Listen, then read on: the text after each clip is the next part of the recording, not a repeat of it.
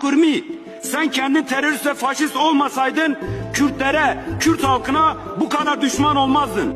Barışı ve çözümü azmetmeyenlerin maalesef partisi ve dünya görüşü fark etmiyor. Daha dün solumuzdaki sıralardan partisinden ihraç edilip yine daha dün sağımızdaki sıralara transfer olan faşistin biri 2 gündür Kürtlere ve partimize hakaret ediyor. Bir televizyon programına çıkıp meclise giden partiler teröristtir demiş. Ulan Kurmi, sen kendin terörist ve faşist olmasaydın Kürtlere, Kürt halkına bu kadar düşman olmazdın. Kürtlerin, DEM Parti'nin adını ağzına almadan önce bundan sonra ağzını çalkala. Edepli ol, efendi ol. Bu mecliste bir terörist varsa o da kendinden başkasını kabul etmeyen senin gibilerdir, sensin.